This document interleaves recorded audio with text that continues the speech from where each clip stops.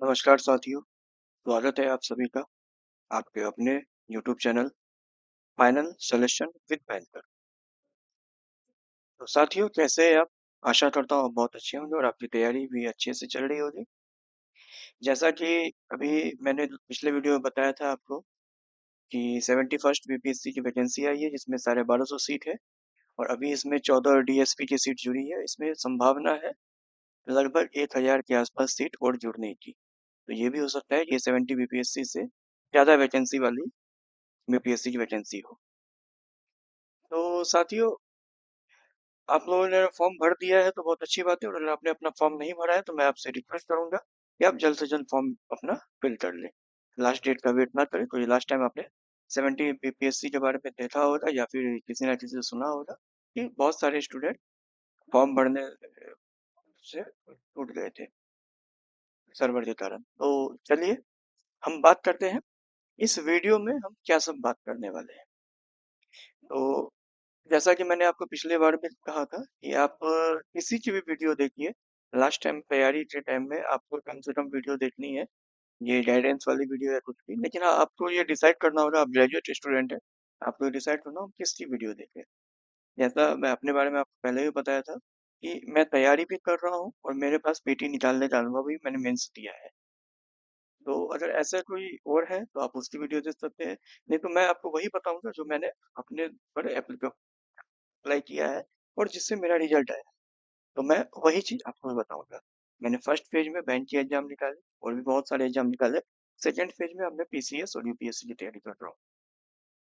चलिए, तो इसमें हम बात करेंगे कि लास्ट 75 डेज, हालांकि जो भी है कैलकुलेट के हिसाब से, लेकिन आप 75 दिन ही मान के चलिए कि आपके पास लगभग आपके पास से 10 सितंबर को आपका एग्जाम होने वाला है। तो उस हिसाब से उतने भी दिन नहीं है सही से। चलिए, स्कोरिंग सेशन की बात करेंगे कि कहाँ कहाँ स्कोर ज्यादा आते हैं। इसके बाद इस वीडियो में बात करेंगे बेस्ट बुक्स जो मैंने अप्लाई किया है, या जो मैं खुद भी इस बार एग्जाम दे रहा हूँ। तो वो किताबें जो मैं पढ़ता हूँ या इस बार भी पढ़ूंगा और मुझे उन पर भरोसा है, तो मैं आपको वही किताब बताऊंगा।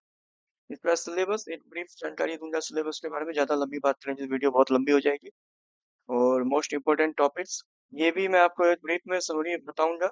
जैसे मैंने यहाँ पे बताया कि बीपीएससी पीटी में पूछे जाने वाले सारे महत्वपूर्ण टॉपिक जो कि आपने समझने में मिल रहा है। तो ये मैं आपको ब्रीफ में बताऊंगा। अगर आपको इस पे पूरी डिटेल इन्फॉर्मेशन चाहिए होगी तो आप कमेंट कर दीजिएगा, मैं पूरी इस पे डिटेल वीडियो बना दूंगा। लेकिन हाँ, ब्रीफ में इसमें बताऊंगा कौन कौन सा टॉपिक पे मैक्सिमम क्वेश्चन आता है। इस वीडियो के बाद पीटी नहीं पूछेगा। ये लाइन लिखने का मतलब यहाँ पर ये है कि इस वीडियो में मैं आपको सिर्फ पीटी की ही बात करूंगा, क्योंकि बिहार का अभी चुनाव होने वाला है, चुनावी साल है ये।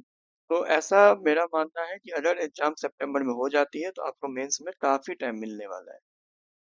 बीच में फिर चुनाव आयोग रहेगा, आचार संहिता लागू होगी, तो आपको मेंस में काफी टाइम मिलेगा। इतना टाइम मिलेगा कि पीटी अगर आपकी अच्छी हो जाती है तो आप जीरो से मेंस की तैयारी कर सकते हैं। और वो मैं आपको उसके बाद बताऊंगा, पीटी के एग्जाम के बाद। और अभी वैसे भी टाइम कम है तो अभी हम सिर्फ पीटी के बारे में बात करते हैं।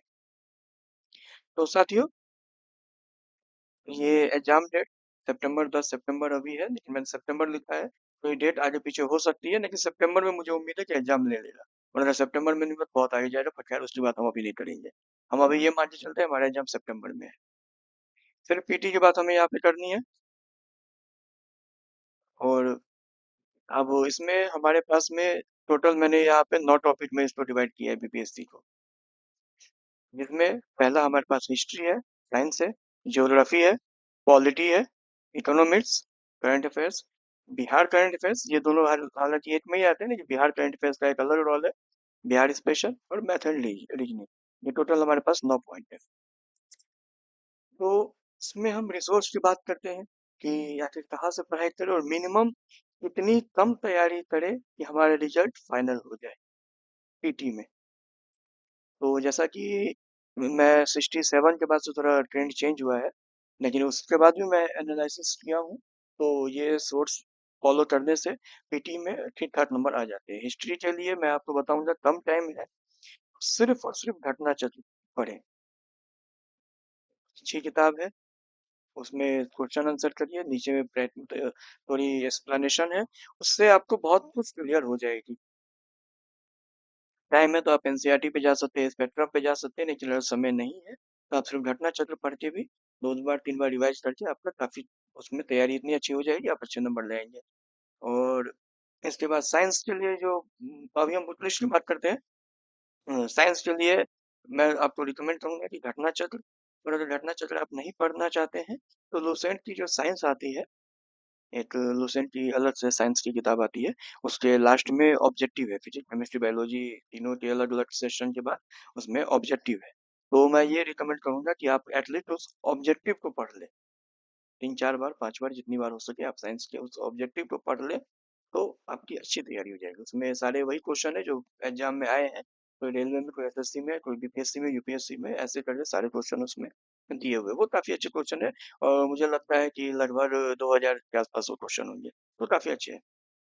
चलिए आते हैं हम अब ज्योग्राफी के लिए। ज्योग्राफी के लिए भी मैं वही चीज, घटना चक्र, ये घटना चक्र आप, कोई प्रमोशन नहीं है, लेकिन घटना चक्र क्योंकि मैं खुद तैयारी कर रहा हूँ, इससे मेरा रिजल्ट भी आ रहा है, और मुझे ऐसा लगता है कि ये किताब बहुत सही है।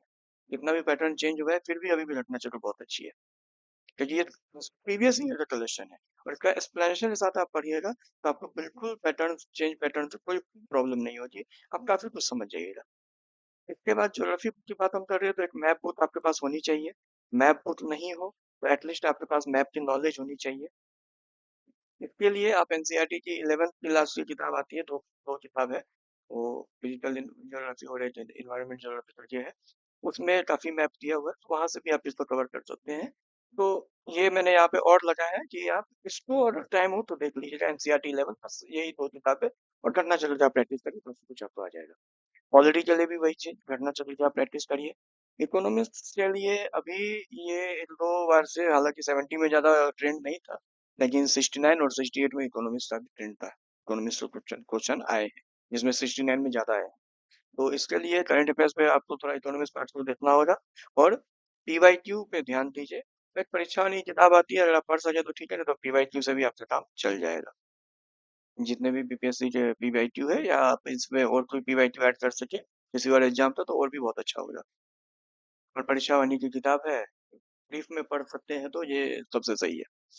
करंट अफेयर्स दिसंबर से एग्जाम के मंथ, जैसे कि आपका सितंबर, अगर 10 सितंबर का एग्जाम होती है तो अगस्त तक का करंट अफेयर्स आपके लिए लेना पड़ेगा।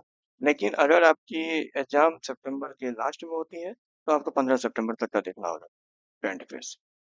और दिसंबर से मैंने यहाँ पे इसलिए किया, कुछ लोग कहेंगे या कुछ लोग आप लोग सोचेंगे, तैयारी कर रहे हैं कि दिसंबर नहीं, या तो सितंबर से हो रहा है तो लास्ट अगस्त से हमें उठाना होगा, बट ऐसा नहीं है, आपका इतने में कवर हो जाएगा। और 2-4 क्वेश्चन कितना भी आप कोशिश कर लें, कुछ क्वेश्चन आपके छूटेंगे ही, क्योंकि आप क्वेश्चन सेट करने नहीं जा रहे, सेट करने के लिए दूसरे लोग वहाँ बैठे हुए हैं। बिहार करंट अफेयर्स के लिए कोई भी एक किताब आती है, स्पीडी की आती है, रजनीश कुमार की आती है, या उस टाइम में और भी किसी पब्लिकेशन की आती है, एडिटोरिया की आती है, कोई भी एक किताब आपको बस फॉलो करनी है। बिहार स्पेशल के लिए भी फिर कोई एक किताब फॉलो करनी है, KBC nano, Imtiaz Ahmad.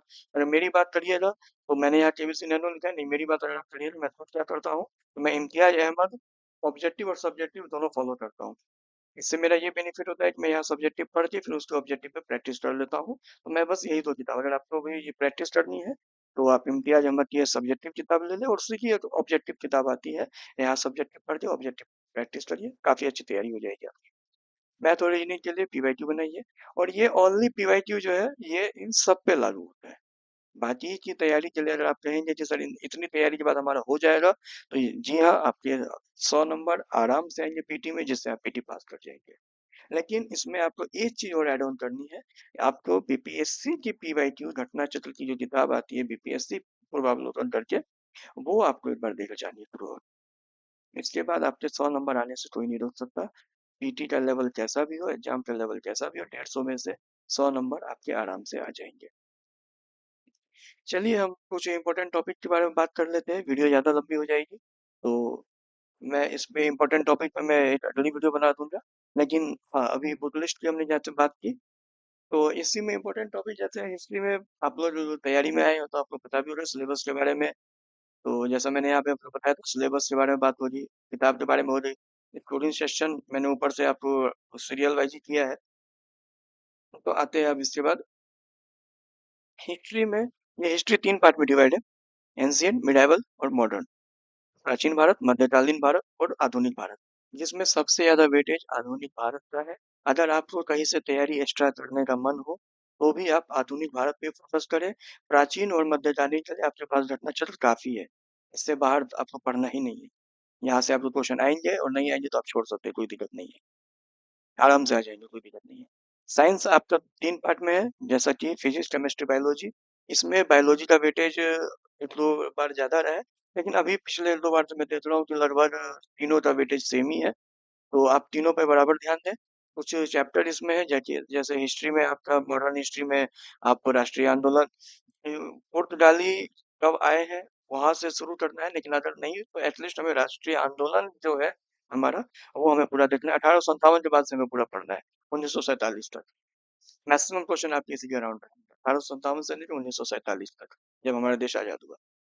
Science में फिजिक्स के कुछ 3-4 चैप्टर है, तो ज़्यादा इसमें आपको पढ़ना नहीं है। लुसेंट के साइंस में जो मैंने आपको बताया कि ऑब्जेक्टिव देखना है, आपसे उससे काफ़ी तैयारी हो जाएगी। जो बायोलॉजी में एक मैं ये बोलना चाहूँगा कि बायोलॉजी में आप ह्यूमन पार्ट को थोड़ा ज़्यादा ध्यान से पढ़ें, क्योंकि यहाँ से क्वेश्चन अच्छे आते हैं बायोलॉजी में। विटामिन्स पे कौन से विटामिन से कौन सी बीमारी होती है, ह्यूमन पार्ट्स से रिलेटेड ये सब तरह के क्वेश्चन बायोलॉजी में ज़्यादा आते हैं। केमिस्ट्री में भी ठीक है, मेटल है। इसके बाद ये अब एसिड बेस वाला चैप्टर है, इन सबसे क्वेश्चन होते हैं। बाकी आपको मैंने कहा ही, अगर आपको इंडिविजुअल टॉपिक की वीडियो चाहिए तो ये वीडियो बहुत लंबी हो जाएगी। आप कमेंट कर दीजिएगा, मैं इस पे एक वीडियो और बना दूंगा। ज्योग्राफी के लिए मैं आपको बताया ही दिया हूँ। जो इम्पोर्टेंट चैप्टर में कुछ नहीं है, आपको मैप के बारे में ज़्यादा जानकारी रखनी होगी। इसके बाद पहाड़, पर्वत, नदियाँ, यही सब चीज़ें, वन अभयारण्य, इन सब चीज़ों के बारे में हमें जानकारी रखनी है। पॉलिटी में प्रियम्बल के बारे में आप जानकारी रखें, राष्ट्रपति के बारे में जानकारी रखें, संसद के बारे में जानकारी रखें। तो ये सब चीज़ पॉलिटी में आपको ध्यान देनी है। करंट अफेयर्स के लिए जहाँ तक बात है कि फ्रॉम एनी सोर्स, तो एक सोर्स मैं आपको बता रहा हूँ। मैं चूँकि मैं खुद भी तैयारी कर रहा हूँ और मैं बैंक में हूँ, जैसा कि मैंने आपको बता रखा है। इस वजह से थोड़ी टाइम की दिक्कत हो जाती है। बट करंट अफेयर्स के लिए मैं आपको ये एश्योर करता हूँ, मैं करंट अफेयर्स आपका करवा दूँगा। दिसंबर से लेके इसी चैनल पे आपको करंट अफेयर्स जो अच्छे-अच्छे क्वेश्चन मुझे लगेंगे, थोड़ा सा टाइम इसीलिए लग रहा है। मैंने अप्रैल मंथ के 50 क्वेश्चन सेलेक्ट किए और मेरी कोशिश ये है कि मैं 1 मंथ के 100 से 150 क्वेश्चन दूँ, उससे ज़्यादा आपको क्वेश्चन ना दूँ और उन्हीं में ज़्यादा से ज़्यादा आपको क्वेश्चन आ जाए।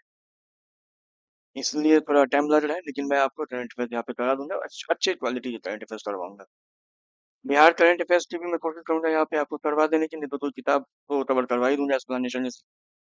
और अगर आप कहिएगा तो कमेंट कर दीजिए। मैं घटना चक्र भी आपको इस चैनल पे कंप्लीट करा दूँगा। जो मैं पढ़ रहा हूँ मैं आप लोगों को घटना चक्र के क्वेश्चन रहेंगे, मैं थोड़ा एक्सप्लेनेशन के साथ आपको उसको रिलेटेड करके थोड़ी एक-दूसरे से कोऑर्डिनेट करके मैं आपको घटना चक्र या हिस्ट्री, साइंस, ज्योग्राफी आप इसमें जो भी टॉपिक कहेंगे या अगर मुझे टाइम मिला तो मैं सबका कराऊँगा, लेकिन मैं इसका प्रॉमिस नहीं कर सकता। हाँ, करंट अफेयर्स का मैं आपसे प्रॉमिस करता हूँ, करंट अफेयर्स आप या इस चैनल को सब्सक्राइब कर लीजिए। इस चैनल के माध्यम से आपकी करंट अफेयर्स की टेंशन खत्म हो जाएगी। बिहार स्पेशल के लिए बता ही दिया मैंने, मैथ और रीजनिंग के लिए पीवाईक्यू प्रैक्टिस करिए। और इससे ज़्यादा उसमें हाई लेवल के क्वेश्चन नहीं आते हैं। पीवाईक्यू बनाने से आपको पता चल जाएगा किस टाइप के क्वेश्चन आते हैं और आप 10 में से 8 क्वेश्चन इजीली कर लीजिए। तो ये आपका बोनस पॉइंट है। ठीक है साथियों, धन्यवाद और मिलते हैं अगले वीडियो में। अगर आपको कुछ भी जानना हो या कुछ भी इसमें सजेशन हो तो आप इस वीडियो के कमेंट बॉक्स में कमेंट करिएगा। अगर आपको मुझसे चाहिए कि सर इस चीज़ पे टॉपिक बनाइए या किसी भी चीज़ पे, तो मैं उस चीज़ को करूँगा। क्योंकि मेरे पास थोड़ी टाइम की कमी है, मैं खुद भी तैयारी कर रहा हूँ और जैसा कि मैंने आपको बताया मैं जॉब में भी हूँ, तो इस वजह से थोड़ा प्रेशर रहता है, लेकिन मैं इस सबको कवर कर दूँगा। आप जिस चीज़ को कहिएगा मैं उस चीज़ को करूँगा। इस चैनल का आप सब्सक्राइब कर लीजिए और वीडियो को लाइक करिएगा, इससे थोड़ा मतलब एक मोटिवेशन मिलती है कि चलो आप बहुत सारे लोग देख रहे हैं या जो भी है, आप लोग इसको पसंद कर रहे हैं, तो मैं इस काम को कंटिन्यू आगे बढ़ाऊँगा। चलिए, थैंक यू।